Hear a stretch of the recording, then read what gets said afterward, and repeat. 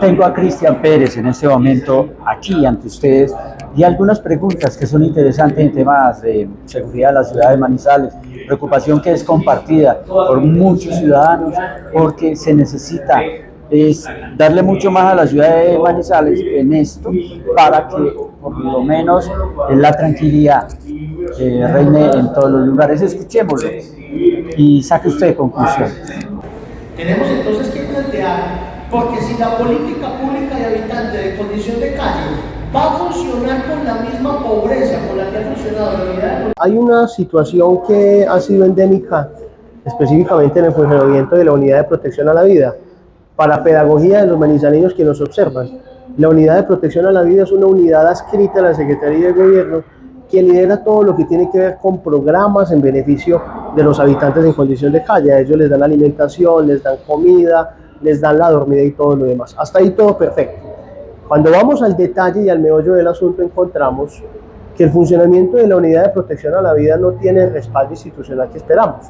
Es así como los mismos funcionarios de la unidad de protección a la vida tienen que hacer recolectas o lo que llamamos comúnmente las vacas para poder recoger ropa en buen estado para los habitantes en condición de calle e inclusive para la alimentación, para el algo, para el chocolate, el pan con chocolate que le dan a los habitantes en condición de calle, tienen que hacer vaca, tienen que hacer recolectas ciudadanas para que los habitantes en condición de calle tengan una alimentación digna. La pregunta es, ¿esto lo debería asumir el municipio de Manizales? El municipio tendría que tener un rubro presupuestal suficiente para garantizar que estos implementos necesarios en la unidad de protección a la vida sean implementos que asuma directamente el municipio y que no tenga que asumirlos la ciudadanía como tal. ¿Cuántos funcionarios? Bueno, no sé hoy cuántos habrán, pero hasta donde tuve conocimiento el año anterior eran aproximadamente unos 4 o 5 funcionarios entre contratistas y funcionarios como tal. Estamos en un informe de gestión de la Secretaría de Gobierno ante el Consejo de Manizales y la pregunta es, ¿qué está bien y qué está mal en seguridad en Manizales? Bueno, en materia de seguridad yo creo que hay que reconocer que es tal vez de lo más destacable que tenemos en la administración de Carlos Mario Marín. Específicamente se resalta mucho lo que tiene que ver con la disminución sustancial de la tasa de homicidio. No deja de preocupar que de los 33 homicidios que hubo en el año 2022, 26 fueron por intolerancia social, pero los otros 7 no sabemos cuáles fueron los móviles. La preocupación que puede haber es si los otros 7 fueron causa de sicariato. Si es así, estamos hablando de algo muy grave, porque es que sicariato no es lo mismo a un homicidio por intolerancia social. Cuando estamos hablando de sicariato, estamos hablando de un homicidio que se comete con motivaciones económicas, porque se le paga a una persona para que mate a otra. Eso es grave, y es mucho más grave un delito o en materia de seguridad, de percepción de seguridad, una situación como esa es que un homicidio por intolerancia social. Concejal, la funcionaria habló sobre trata de blancas, prácticamente sí. Se ha trabajado en el tema, sí. Pero no habla del aumento exagerado en la ciudad de Manizales de casas Wicam. No habla de las casas de prostitución o casas de cita que inclusive se apoderaron de todo el centro histórico de la ciudad de Manizales. Y entonces, ¿cómo hablar de un tema cuando no se presenta la sustentación del otro? Estamos totalmente de acuerdo en eso, Ariel. Considero en ese mismo sentido que han faltado algunas actividades de mayor rigurosidad y control, sobre todo en el centro histórico. Estamos totalmente de acuerdo que todo el centro histórico, por los lados de la Plaza de Bolívar, el sector que circunda la gobernación de Caldas, es un sector que prácticamente se encuentra inundado por esas actividades que, si bien es cierto, son actividades que cada cual pueda desarrollar en el marco del libre desarrollo de la personalidad, pues no sería correcto que haya una falta de control y que se utilicen o se presionen mujeres para prestar este tipo de servicios allí en las barbas de la autoridad. Eso no tendría ningún sentido y creo que sí hace falta un mayor control en ese sentido. Las cámaras de seguridad en la ciudad de Manizales y los centros de monitoreo de esas mismas cámaras pues arrojan resultados que no son los más satisfactorios, en el sentido de que sabemos que las cámaras en su totalidad no están funcionando al 100% o no todas las cámaras.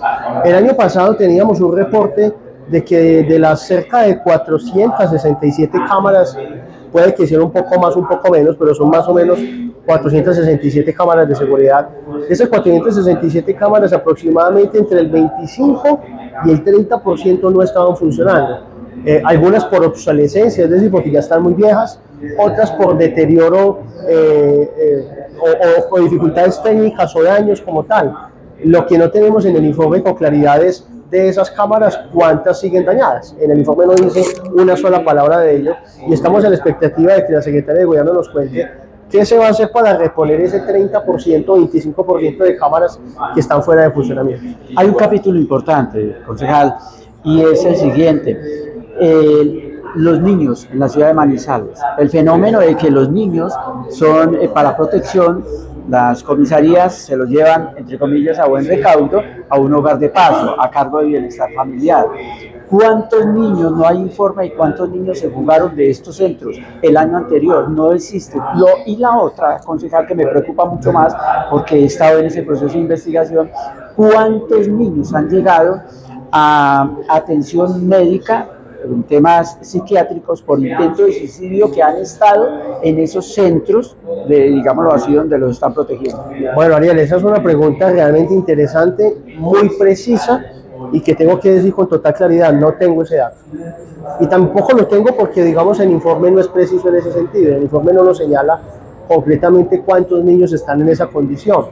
Sin embargo, es una pregunta sin lugar a dudas muy válida que debemos hacer a la Secretaría de Gobierno para que nos cuente cuáles han sido las acciones que se han tomado en ese sentido. Esa preocupación es una preocupación totalmente entendible y legítima y que totalmente comparto con usted.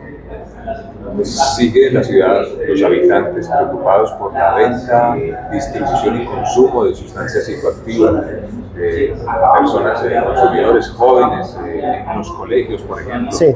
¿Cuál es la situación que se tiene? Sí, desde esa perspectiva sí ha faltado, por lo menos desde la perspectiva de la educación, una mayor prevención desde los hogares. No podemos decir que no lo haya desde la institucionalidad porque según el informe se interpusieron más de 11.000 comparendos en la ciudad en el año 2022 precisamente por el porte de sustancias psicoactivas y armas blancas.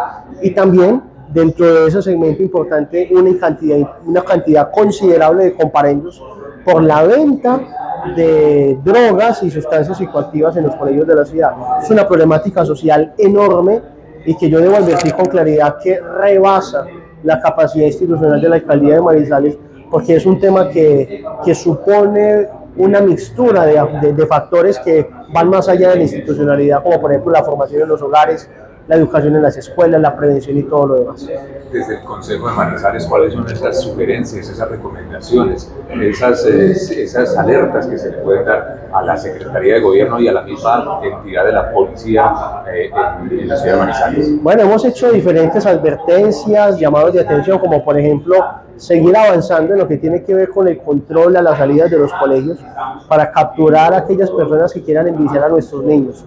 Sin lugar a dudas es un trabajo riguroso que hay que hacer y que toca duplicar incluso los esfuerzos para poder prevenir que nuestros niños caigan en el mar de la drogadicción, que es una situación muy lamentable. Pero también en su momento tuvimos la posibilidad de advertir que se habían dejado de hacer los operativos donde venden, por ejemplo, Sacol. Digamos, hay un acuerdo municipal que se aprobó en el periodo anterior de concejales, no recuerdo el número, creo que fue en el año 2020-2021, se aprobó un acuerdo municipal donde se iba a hacer un control en los establecimientos de comercio donde vendieran Sacol.